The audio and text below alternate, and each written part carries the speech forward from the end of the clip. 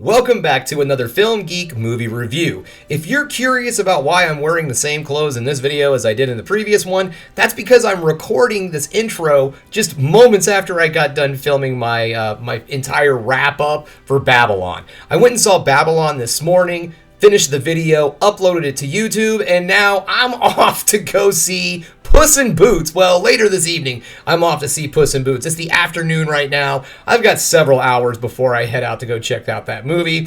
So anyways, guys, here we go. What is the movie about? Puss in Boots, The Last Wish. What is the plot? So what I've got from the trailer is this.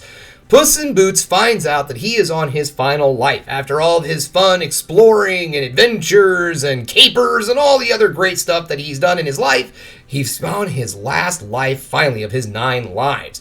So he finds out that there's an item that can give him all of his lives back, so he goes out after it. Alright, well, just like the first film and the Shrek series, Puss in Boots is voiced by Antonio Banderas. Selma Hayek is also coming back to reprise her role of Kitty Softpaws. And if you don't know what I mean by Kitty Softpaws, you gotta watch the first movie and you'll understand the Softpaws thing. And honestly, I like the first film. This one looks like it's going to be a little bit of the same, a little bit more fun. It's still in that same storybook universe, and I really like that.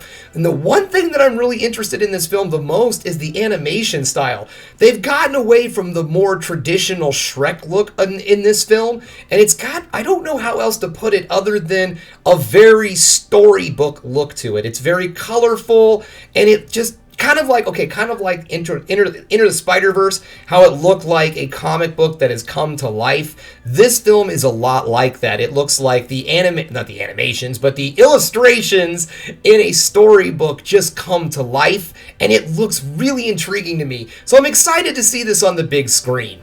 Alright guys, well enough about this. It's time for me to I still have a ways to go. In a few hours, it is time for me to get out the door and go check out Puss in Boots, The Last Wish.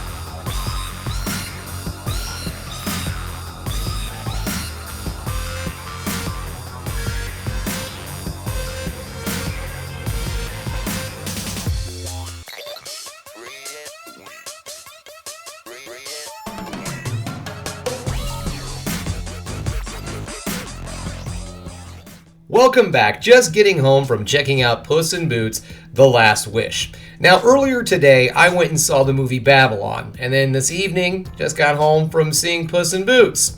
Now, when I woke up this morning, I knew that I was going to go see a Hollywood prestige film and an animated film. I was not expecting the animated film about a cat that wears boots to be a better movie than the Hollywood prestige film. Or at least, I shouldn't say better movie. I at least enjoyed Puss in Boots more than Babylon. I thought this was a super fun film. I liked a lot of things about it, so I'm just going to get started. Number 1, the animation. I loved it. It seems that DreamWorks is starting to get into kind of like a very stylized kind of animation style to what they're doing. I noticed this with their film earlier earlier in the year, the bad guys, and then they also did it in this film, Puss in Boots: The Last Wish. It's so cool. It's this really kind of unique, stylized animation, and honestly, the only thing I have anything close to compare it to would be Spider-Man Into the Spider-Verse. It's very similar to that very stylized kind of art, and I loved it. So this movie excels in the animation. It was a very, very, very well animated, very pretty, very colorful film. I really enjoyed the animation in this movie. The voice acting is also spot on. Everybody in this movie does a great job. Antonio Banderas, of course, he's been playing Puss in Boots for well over a decade. And then Selma Hayek coming back to reprise her role was really great. And we also had somebody I didn't know was in the film until later. Florence Pugh played the villain of the film, Goldilocks. She played part of the Goldilocks and the Three Bears crime family. Yeah, so again, that whole storybook, storyland kind of vibe from Shrek.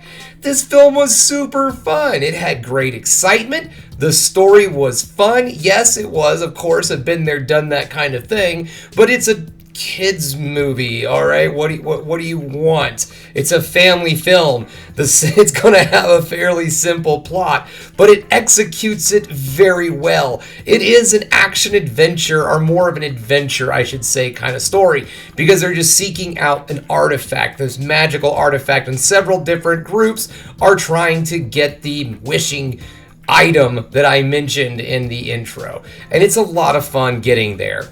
The jokes that they have in this film, which really aren't a ton, I was kind of surprised. I was really expecting this movie to be a lot more comedy driven. Now, I'm not saying there isn't comedy. There's plenty of laughs in this film, but I was expecting a bit more. This isn't a complaint, because I feel like it made up for it in the action areas.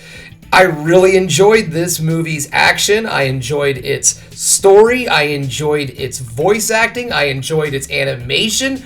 This was a very solid film. So, if you are looking for a movie to take the kiddos to this Christmas Eve or whatnot, this is a great movie to go. This is a good one for everybody, because everyone is going to enjoy every moment of this film, and it's only an hour and 44 minutes long. That's right, this movie isn't 3 hours. It is just right there in normal movie territory, so you don't have to worry about the kids squirming around and taking off on you.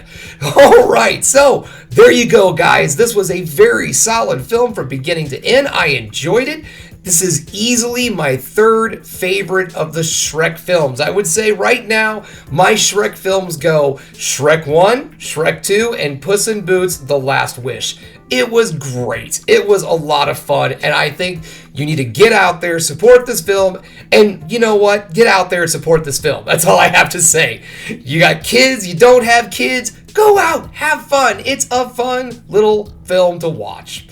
Okay, guys, well, that's all I got for you. If you liked what you saw here today, go ahead and subscribe to the channel, ring that bell for notifications, and give me the old thumbs up so I know you like what you're seeing. And then there's another thing you can do, folks. That is, keep watching movies. You know I'm gonna.